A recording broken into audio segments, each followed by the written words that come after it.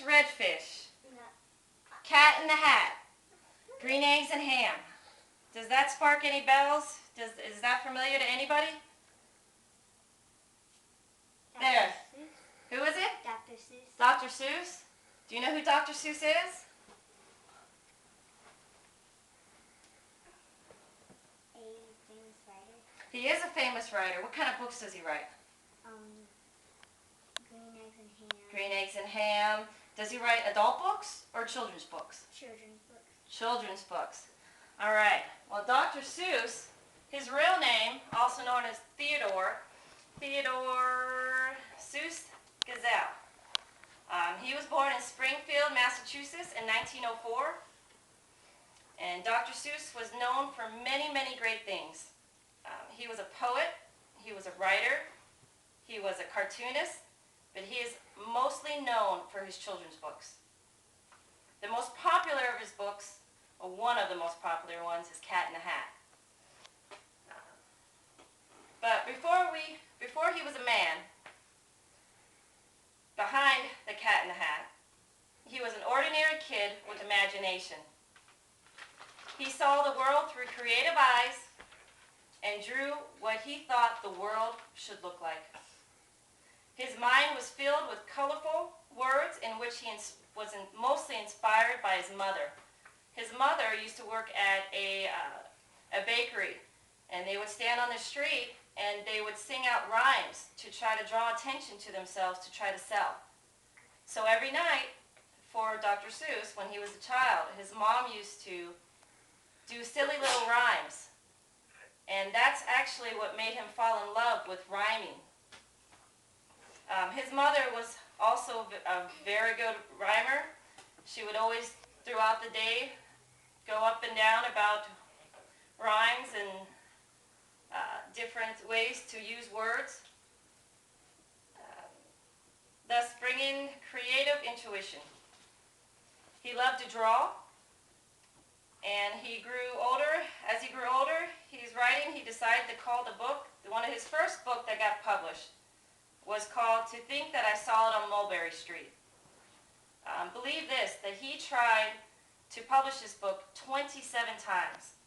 Imagine trying over and over again 27 times before somebody said yes. See, that alone shows success to never give up. That just because one person says that it's not good enough, that it is.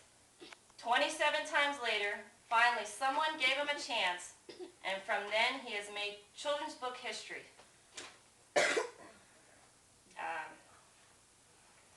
He believed that true literacy involves not just knowing how to read, but actually wanting to read.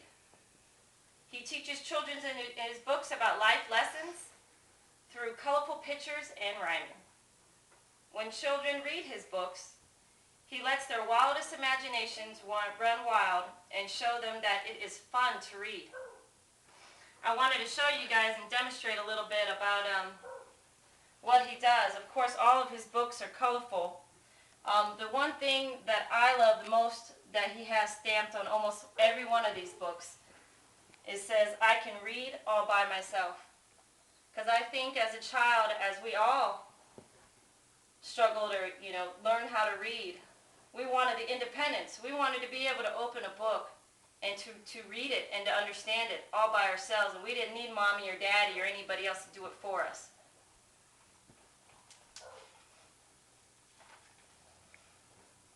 The sun did not shine.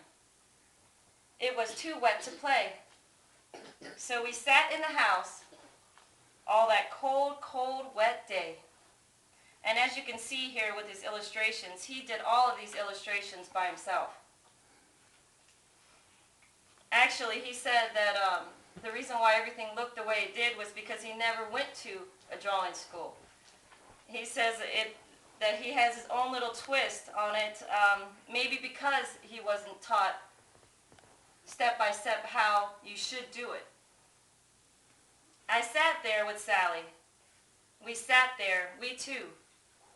And I said, how I wish we had something to do. Too wet to go out and too cold to play ball. So we sat in the house. We did nothing at all. So all we could do was sit, sit, sit, sit. And we did not like it. Not one little bit.